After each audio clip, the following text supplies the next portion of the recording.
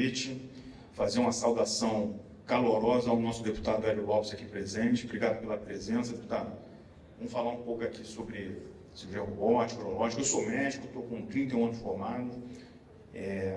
Trazer um pouco da nossa experiência aqui dentro desse ramo aqui.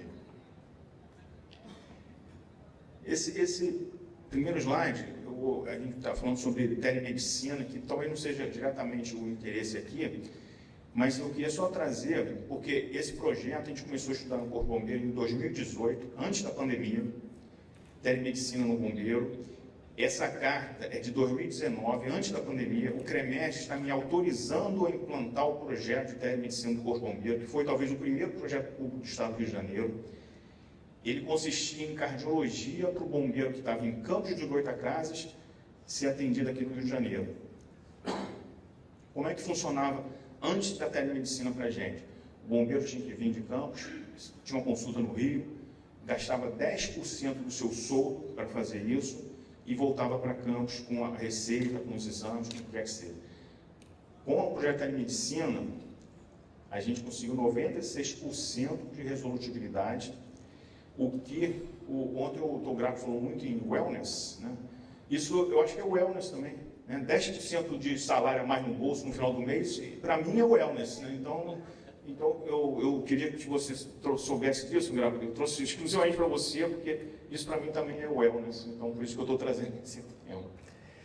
E ainda dentro disso, né, o Wong ele fala nesse artigo que a Mayo Clinic fez uma pesquisa com os usuários deles lá, e eles têm em torno de 80% de aceitação, de acreditação em novas tecnologias na área da saúde.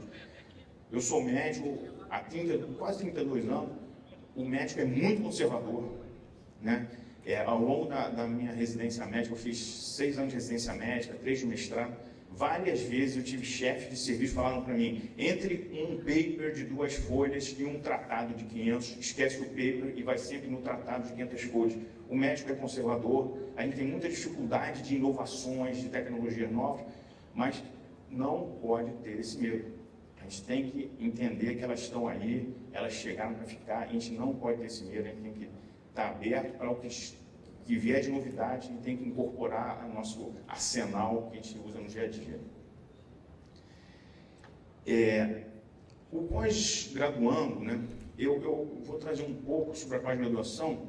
Por quê? Porque o turismo médico, ele vai ter que trabalhar em conjunto com a pós-graduação médica. Eu estou me atrevendo a trazer um tema aqui, numa plateia tão seleta de turismo médico, mas o turismo médico vai ter que conversar com a pós-graduação médica, né? Por exemplo, ao longo de 6 anos de residência médica, de cirurgia geral 3 e 3 de urologia, na cirurgia geral, no Hospital Federal da Lagoa, tinham 4 cariocas e 6 médicos brasileiros do Centro-Oeste, do Nordeste e tal. Na urologia, de 9, só tinha eu de carioca. 8 eram do Nordeste, Centro-Oeste, de outros estados da Federação.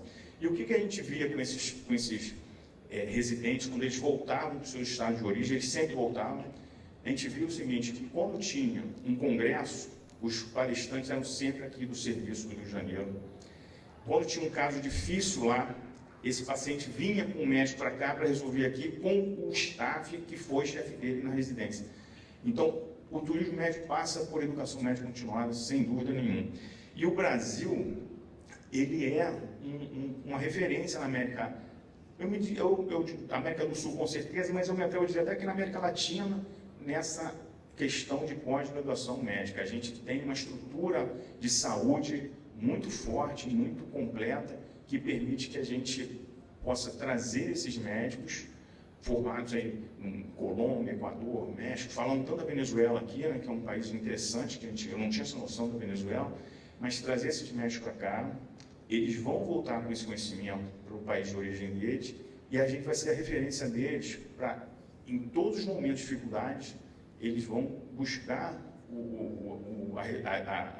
a nossa estrutura aqui como referência para resolver os problemas mais difíceis. Não tem um número exato da presença de pós-graduandos médicos no Brasil, mas existe uma estimativa que no Rio de Janeiro deve ter em torno de 300 a 500 pós-graduandos estrangeiros estudando pós-graduação médica no Rio de Janeiro, né? Sendo que a gente está falando de um público de 40 mil formandos. A Colômbia, Equador, Paraguai, né, eles formam 40 mil médicos por ano e a gente tem 500 números estudando medicina aqui. É muito pouco. A gente pode aumentar isso e cada médico desse que vier para cá vai ser um embaixador nosso no país de origem deles para tratar dos casos difíceis aqui de novo, né? Então, o Brasil tem um potencial enorme para trazer esse estudante, ele não é estudante, ele é médico. Ele é médico graduado no país de origem dele, ele vai vir para cá para fazer uma pós-graduação e vai voltar.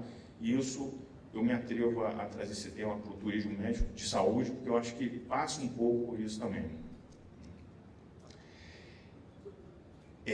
Tem um trabalho que eu li, que é da Medical Tourism of Brasil, é uma empresa de consultoria de turismo.